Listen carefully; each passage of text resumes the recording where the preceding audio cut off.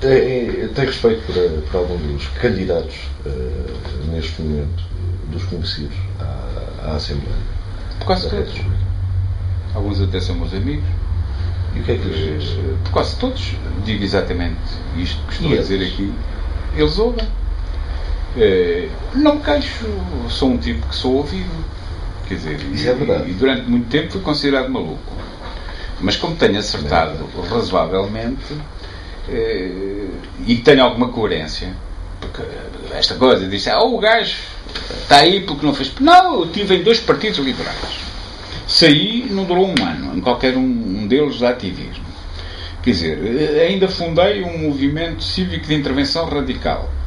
Sou um tipo que não quer inventar nada. O meu conceito liberal é a coisa mais simples do mundo. É igual à terceira força do Parlamento Europeu. Tem à direita o PPE, à esquerda o Partido Socialista. Quer dizer, chama-se a isto o centro, mas não ao centrão, que aqui em Portugal é tudo ao contrário. É o centro excêntrico, radical. Quer dizer, e em Portugal não há organização, por exemplo, desta força. Quer dizer, e esta força não é maioritária, mas por acaso está na maior parte dos governos da Europa que têm feito a recuperação. E por acaso diz que as regras que regem a globalização são aquelas que até hoje a humanidade teve melhor. Ora, porque é que nós estamos em crise? Eu sou capaz de lhe explicar. Porque o euro está em confronto com uma coligação negativa dos chineses e do dólar. E o que é que aconteceu? Há placas onde isto toca. E Portugal foi, mais uma vez, de acordo com a perspectiva do Sr. Henry Kissinger, a vacina. Nós fomos, mais uma vez, a vacina, como foi no tempo em que o comunismo que estava a brincar com os Estados Unidos para papar Angola e Moçambique. E os grandes deste mundo ocidental disseram assim, deixa até que os rapazes são insignificantes. Se fosse a Espanha era grande demais, vamos espetar-lhe a vacina no dorso dos gajos. Então as agências de rating e todo este sistema puniu mais do que aquilo que merecíamos.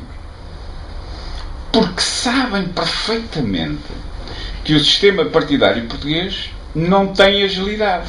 E que o Presidente é o seu professor Aníbal Cavaco Silva, que é um homem muito previsível, mas está sempre tanto a prever que nunca atua. Portanto, porquê? Porque não é capaz de dizer a verdade. Porque o Dr. Cavaco Silva, quando foi Primeiro-Ministro de Portugal, o Dr. Cavaco Silva quis ser bom aluno daquele desenvolvimentismo europeu. Desmantelou a agricultura, desmantelou as pescas e disse que o nosso futuro era uma autoestrada de betão a caminho dos subsídios comunitários. Mas ninguém... Entrou na monocultura.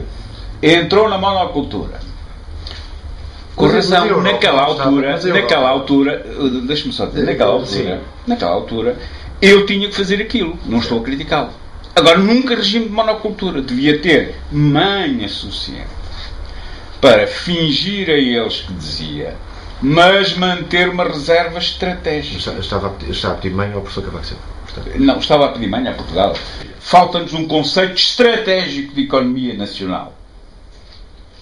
O que é que nos falta é uma visão patriótica da economia. O que nos falta foi manter um serviço, que era o Serviço de Coordenação Económica, que existia quase clandestinamente desde o tempo do fundador dele, que foi o Sr. Jorge Jardim, como secretário de Estado do Comércio do tempo de Salazar, que chamava o Jacinto Nunes, chamava a Isabel Magalhães Colasso, que eram técnicos de segunda. Eu ainda estive na mesa onde ele trabalhava, ainda tive a secretária dele, e nós tínhamos um sistema de coordenação económica estratégica que nos permitia negociar exatamente com a EFTA no mesmo dia em que se começava a guerra colonial, para jogar nos dois tabuleiros, que nos permitiu responder à integração europeia e que depois foi destruído pela monocultura dos empregados da União Europeia, incluindo os funcionários públicos portugueses, que queriam era passar-se para lá e levar os segredos de cá. Ora bem, nós temos necessidade, ao contrário do que muita gente diz, e diz um liberal, de um Estado forte, pequeno, mas nestes domínios fortíssimo, coordenador.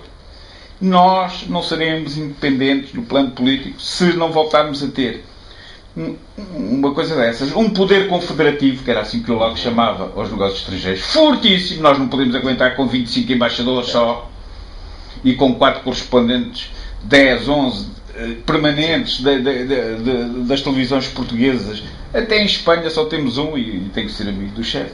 Sem umas forças armadas, e aqui vou chateá-los, não é para andar a comprar brinquedos caros, é para repetir o que o Ministro da República em 1911 queria, um sistema helvético de defesa nacional ligado intimamente ao Ministério da Educação, regresso à conscrição nacional, não à tropa mercenária, fortíssimo, uma administração da justiça que acabe com os principais causadores disso, que é a cobardia das faculdades de Direito, que todos querem a mais alunos para ter mais advogados, para enganar o parceiro. Devemos reduzir significativamente o poder de subsídio estadual para a formação de tanta canalha que não sabe o que é o direito.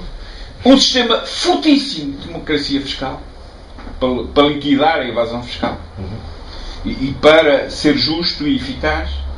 Um sistema fortíssimo estadual de igualdade de oportunidades na educação, independentemente da escola ser da propriedade do Estado, da Igreja ou de um privado. Um sistema fortíssimo de povoamento do território e, consequentemente, de dar o salto para uma administração local, que não pode ser centralista, que tem que passar por uma coisa que seja mais barata, chamada regionalização.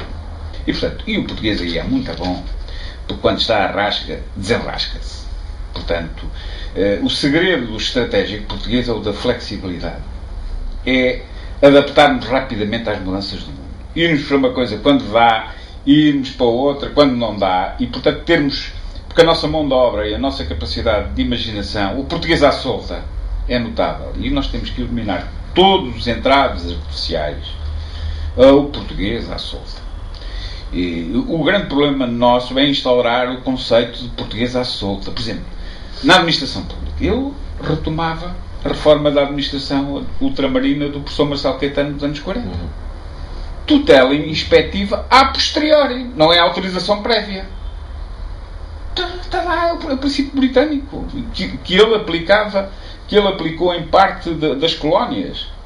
Faça o que entender. E que funciona. Mas amanhã está cá um inspetor e você vai para a cadeia. Portanto, se o português for responsável pela gestão dos seus recursos, tudo bem. Meu caro amigo, você está a falar perante um português, professor catedrático de uma universidade pública desde o século XX, que tem no seu currículo duas coisas. Expulso como estudante da Universidade de Coimbra, um dos 25 formalmente expulsos. Não, foram só 25. Mas a história da Universidade de Coimbra. E o único catedrático processado por liberdade de expressão por dar uma entrevista ao Diário de Notícias e ao Diabo, e nomeadamente a entrevista que eu dei ao Diabo, foi uma onde eu disse: eu despedia 2/3 destes incompetentes professores e fazia melhor. Processado por falta de respeito à instituição. E como é que isso ficou? 200 euros, condenado a 200 euros de multa com pena suspensa ao fim de 2 anos.